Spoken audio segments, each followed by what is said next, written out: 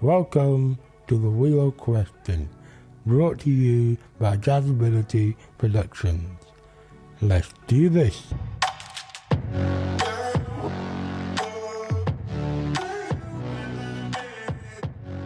Welcome to the Wheel of Question, and this is another podcast, and I'm your host, Jazz.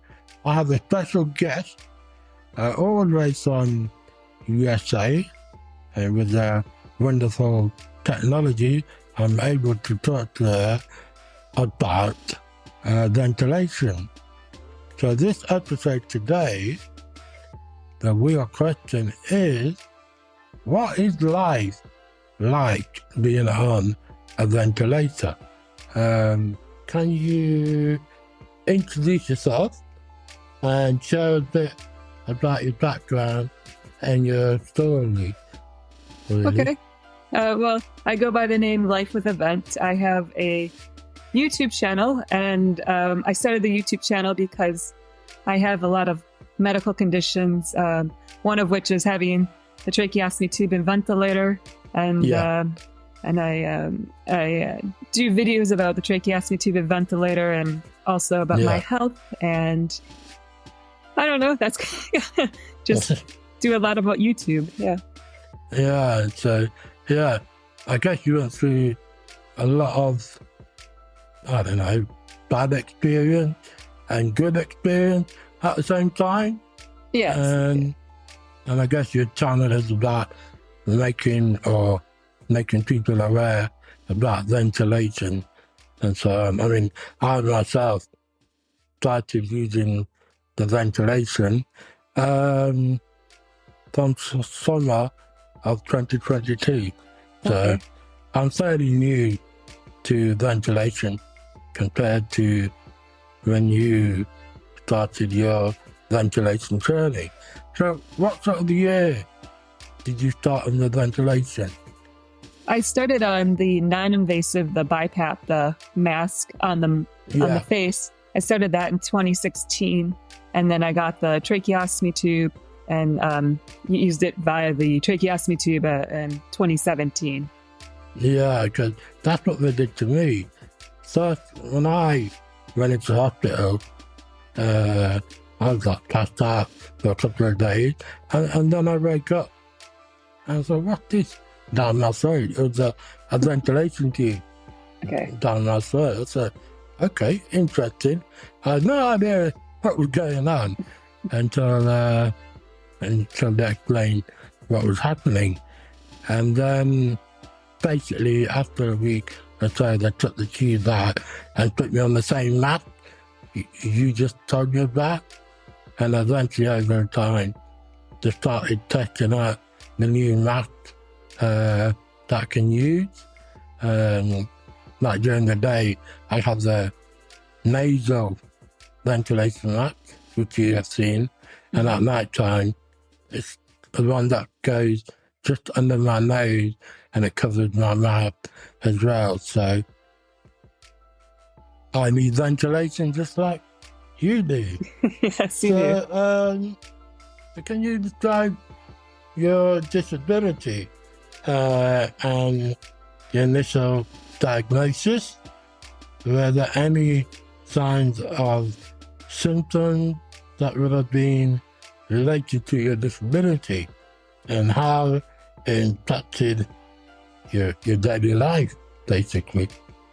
Well, my disability is mitochondrial disease. It affects the way my body produces energy. So basically every organ system is affected. That originally was not my primary diagnosis. My primary diagnosis was a medical condition called postural orthostatic tachycardia syndrome.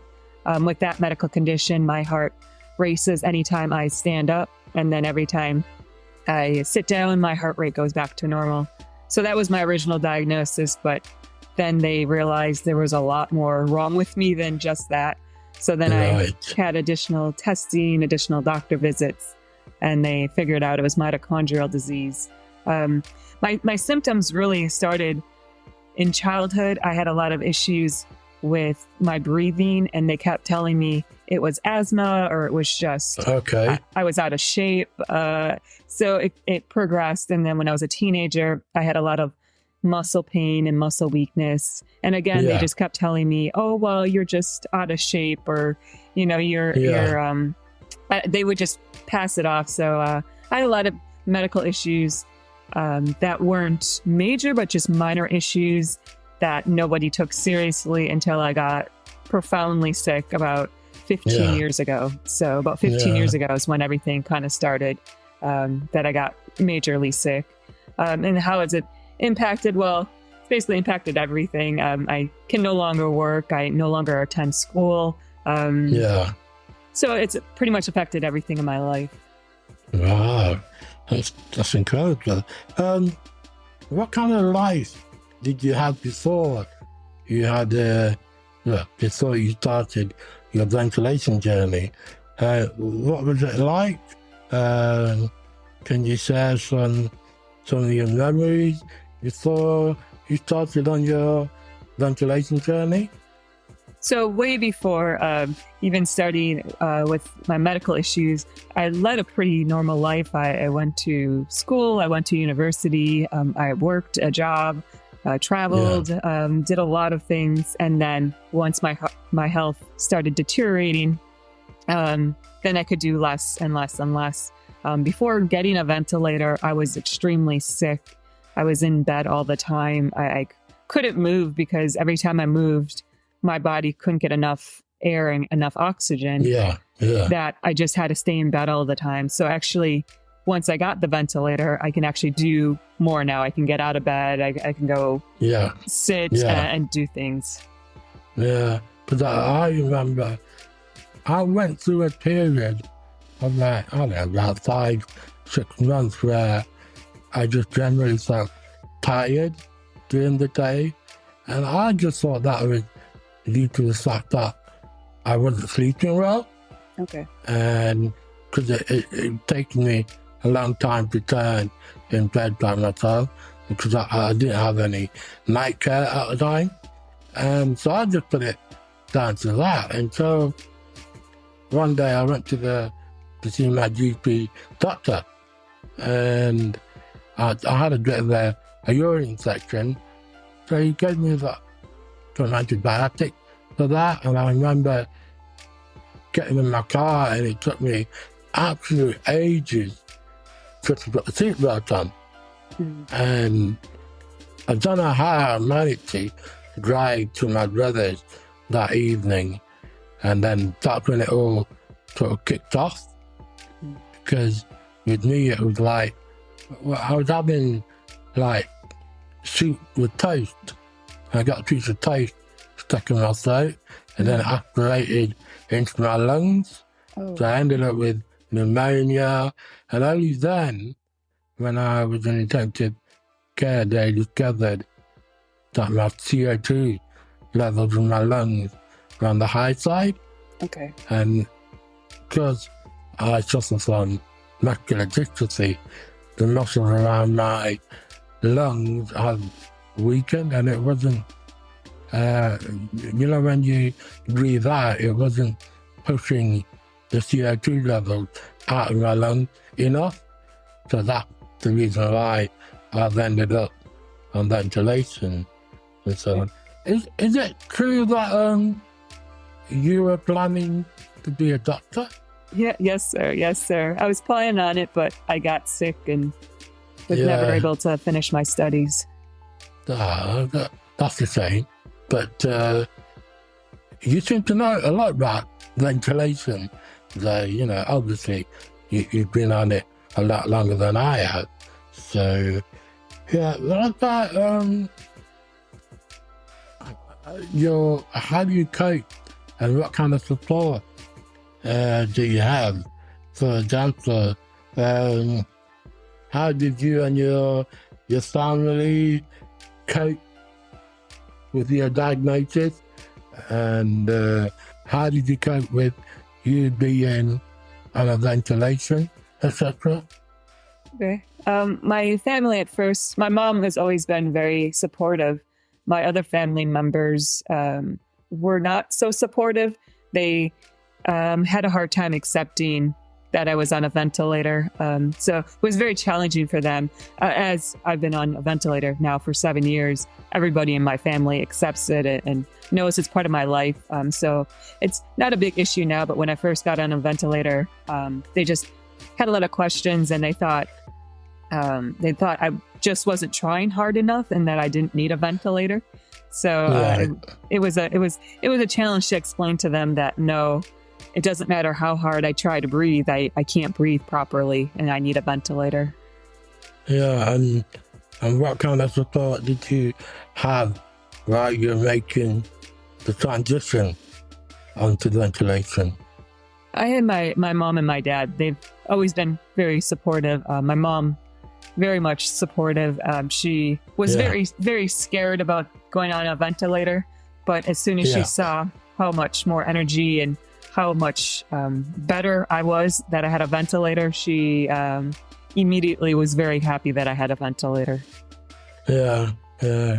And I don't know how the American health system is and what kind of support it provides. For example, I know it's kind of insurance-based, and for example, like your ventilation equipment and your treatment and your stay in hospital, was that all funded by yourself and your family, or did you get like support from charities to help you? Or, I mean, how did it work? Well, for the United States, there's the ability to apply for disability. And once you're on disability, there's government health insurance. So I have government health insurance and they pay for everything. I pay a small amount for my prescription medicines, but everything else the government healthcare pays for. So all my doctor visits, all my hospital visits, my ventilator equipment, they pay for everything. Yeah, that's good. Because we have what we call the National Health Service, and it's funded by the taxpayer. So basically, anybody who needs hospital treatment is basically free, and so on. So everyone has access to health.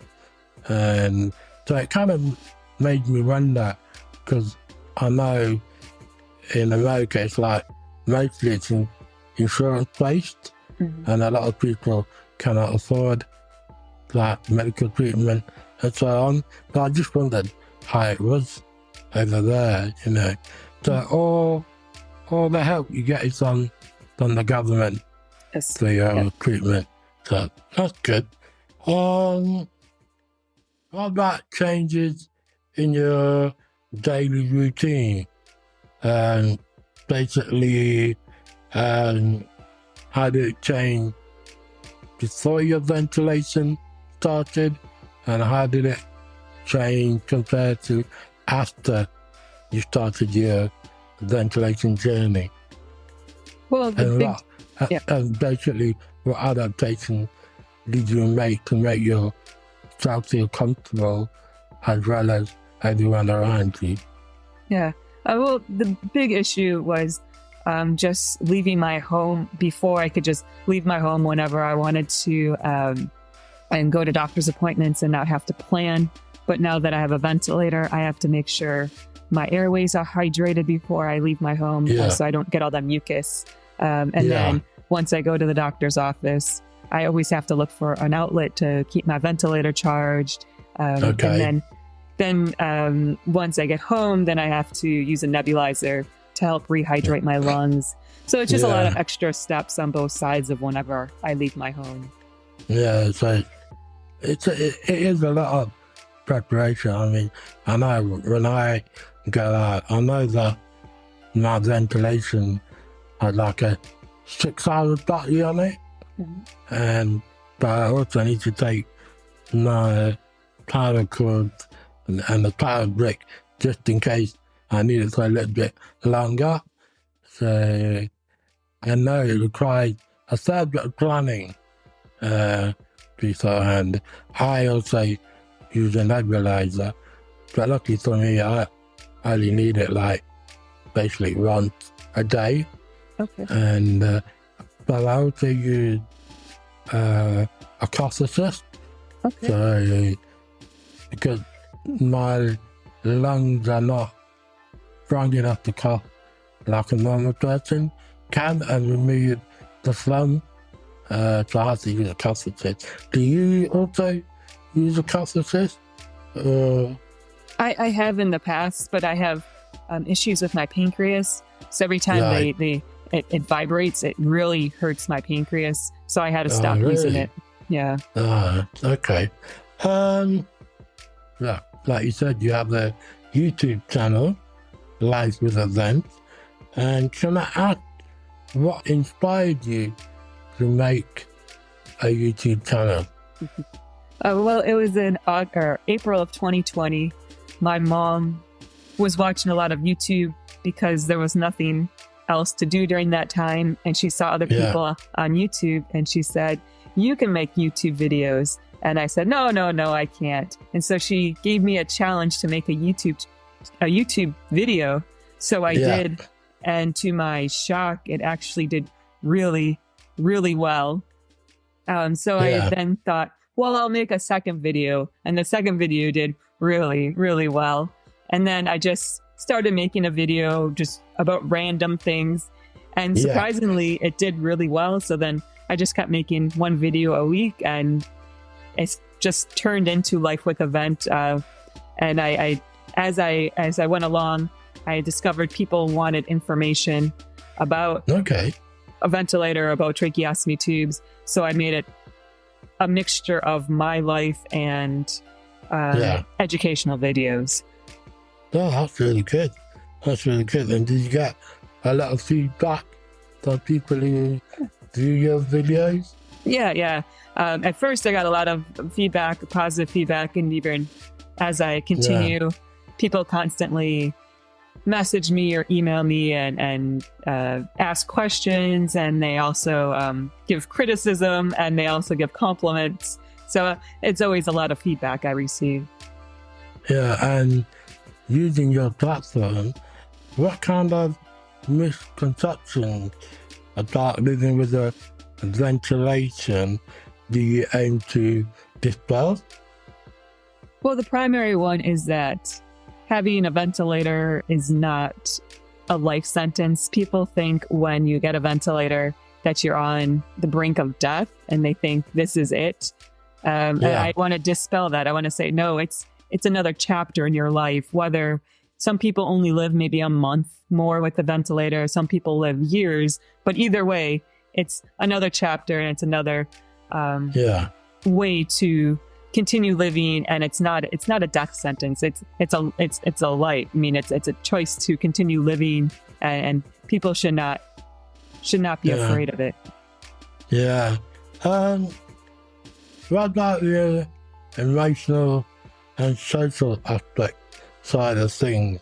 Has your condition affected relationship with friends and families? Oh, yes, definitely. I still have friends and family that don't understand my medical condition, and they still think there is a magic cure for my medical condition and that I want to be sick, but they don't understand that there is no cure, and it is what it is. So it's always a challenge to try to explain that to people. The other obstacle I have is people don't understand with my medical condition, I have very limited energy. So I might have I might have the ability to do something today, but then tomorrow I'm too tired, or the next day I'm too tired. And they have a really hard time saying, well, you went to the doctor yesterday, so why can't you come to my house today? And it's like, no, I'm too tired. I'm too tired. So it's very, very difficult to explain that to people. And do you find that your friends have become more distant, while some friends maybe have become closer to you? Yes, definitely. Some of my friends have drifted away. don't understand because I can't, maybe go out to eat, or I can't do things. I'm very limited. So they have drifted farther away. And then other of my friends have kept in contact with me, and, they message me through Facebook or wherever, and they keep in close contact, which is always very nice. Right. And how do you maintain social connection and a sense of normalcy? Well, just try to I don't know, try to just go through life and celebrate the holidays, whether if it like our Independence Day is coming up here, that I try to, even though I can't go out and enjoy the fireworks and enjoy the parades, I might find a YouTube link and watch it live streaming, or watch it after it's been recorded. So I just try to keep doing things, even though I can't technically go there, or maybe people will do video and share the video with me, and I'll thank them for sharing the video with me. Yeah. And how about dating? Do you find it a challenge, or, going on a date or finding a date with a ventilator? Well, I don't have a lot of energy. I have not gone dating since being on a ventilator. Right.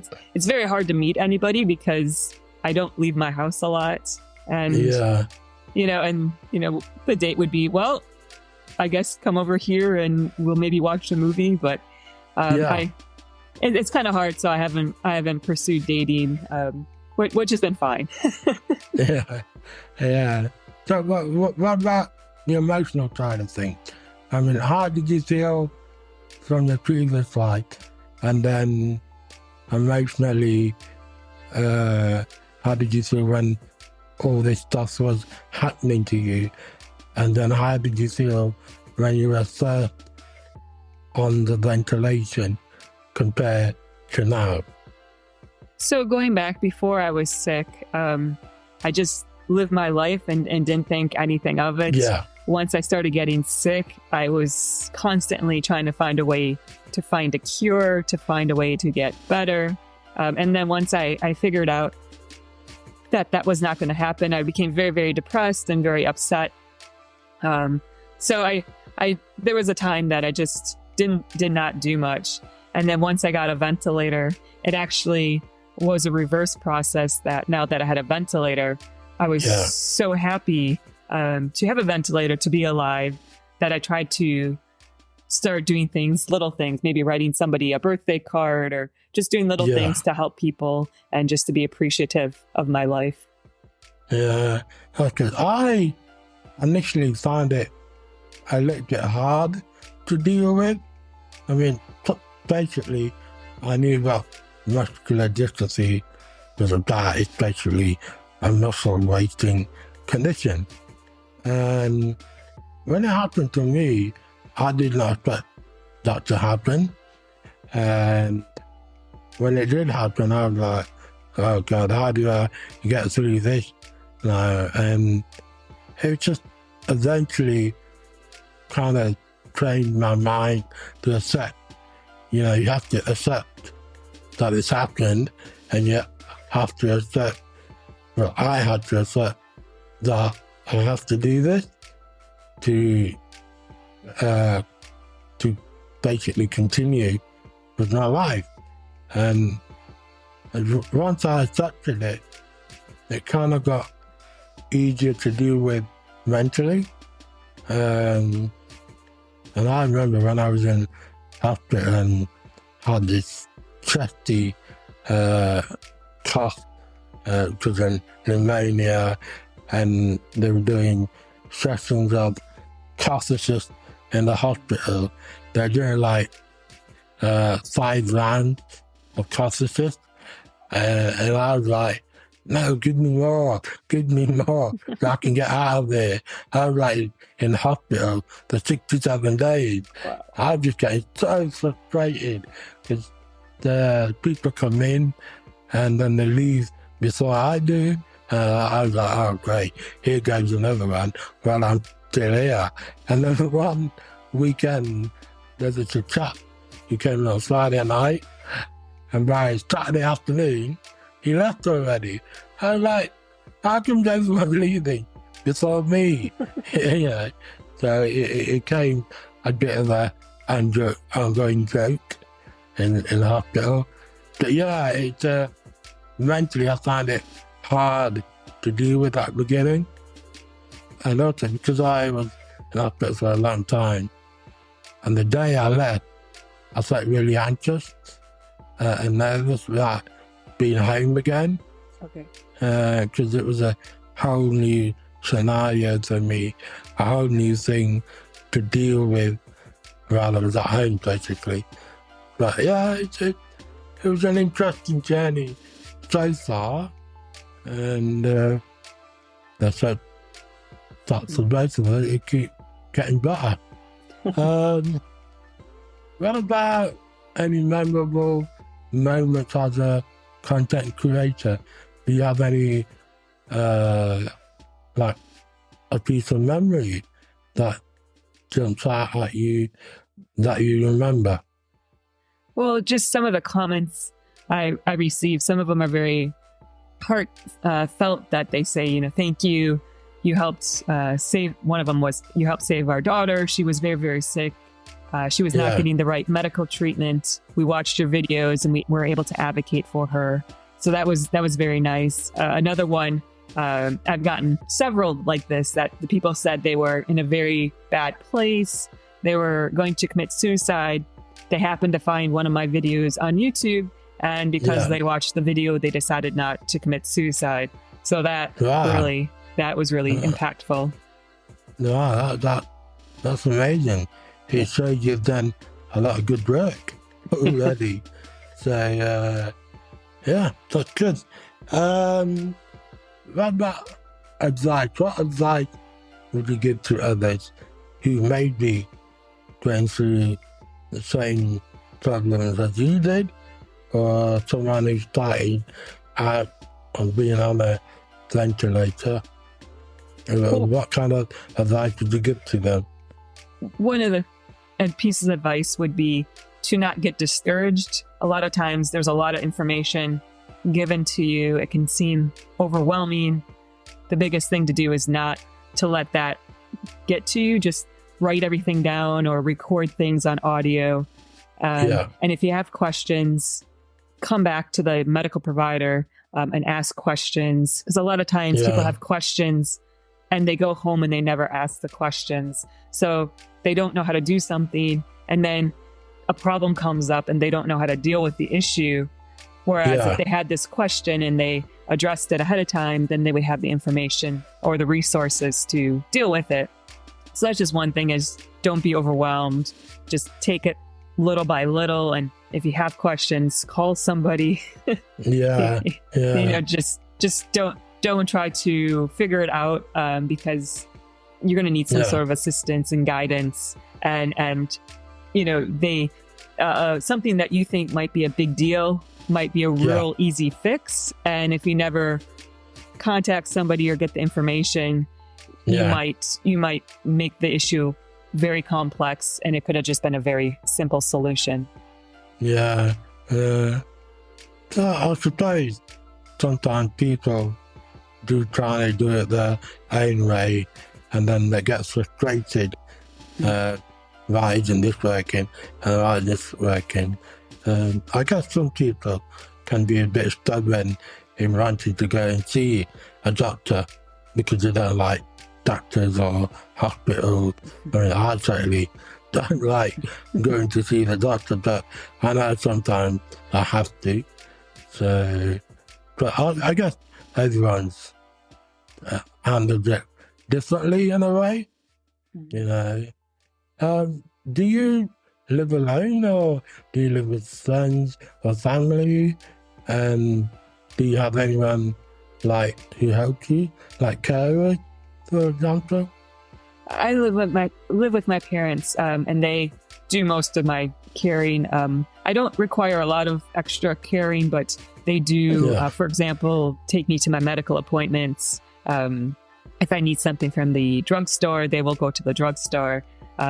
So they do things for me, and they're my primary caregivers. I used to have a carer that would come in but I found it was very challenging because if I was not feeling well or if I just wanted to sleep, she was scheduled to come in and she would, say, "What can I do for you?" And it was more of a nuisance because, if I was not feeling well, she still had to come and do things for me. And we just stopped it. We just said, my parents can do it. And if I need extra assistance, we have neighbors and friends that can come over and help also. Yeah, that's cool. So you said you spend most of the time indoors, but when you do go out, do you go anywhere like cinemas or anywhere like that? No, not really. Usually when I go out, it's just to doctor's appointments. Once in a while, I might, go to the grocery store or something, but I don't do many social activities. I get too tired. Do you ever find that when you are actually out, you ever get uncomfortable with people looking at you and seeing like you're on a ventilation, and how do you feel about that? Well, before, when I had the mask on my face, people would stare at me all the time and they wouldn't talk to me. So actually, when I got the tracheostomy tube, people didn't stare as much and they would talk to me. And actually, when I go out, so I don't know if you can see, so I have it like this. I often have a jacket that and it comes up around here. So a lot of times people don't even know I have a ventilator or a tracheostomy tube because the jacket comes up and it covers it. So people don't even see. Yeah, where me, because I showed you the nasal mask that I wear in the day. And I've been out and about a few times with my carer, and I get all sorts of weird looks, like, what on earth are you wearing? And so on. And it was a little bit annoying to begin with, but then I just realized, it doesn't really matter what they think. So it's all about how I feel, and, I know ventilation is helping me, which is the main thing. One of the main things I was worried about was going to the cinema. Because a ventilation makes us a little bit annoyed, like someone doing a bit of a heavy breathing kind of thing. But luckily, what did I go to see? Oh yeah, I went to watch Mission Impossible last summer, and I went with my carer, Emma, and luckily it wasn't bad at all. It didn't make that much noise that it put others off, because you have to be wary, especially in a cinema, not to make too much noise where it disturbs others. But luckily it was fine. So I was quite surprised about that.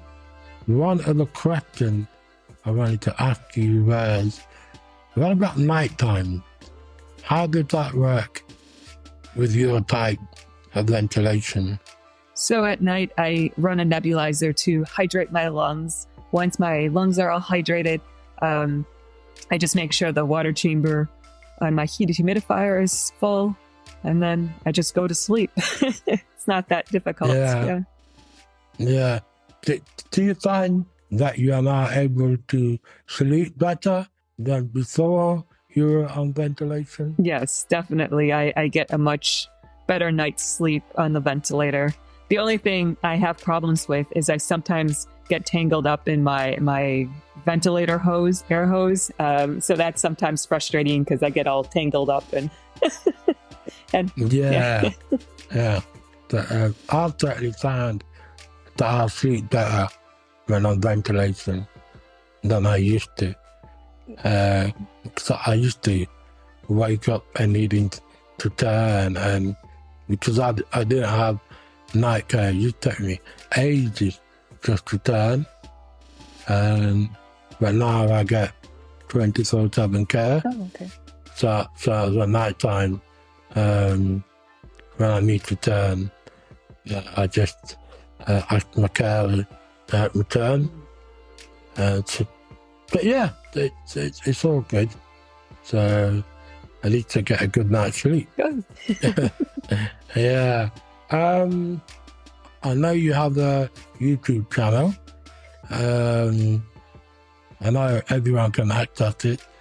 I will leave a link, your YouTube channel link on this podcast episode page, so they can click onto it and see your channel, maybe learn a few things, I'm sure I will, and I hope others will.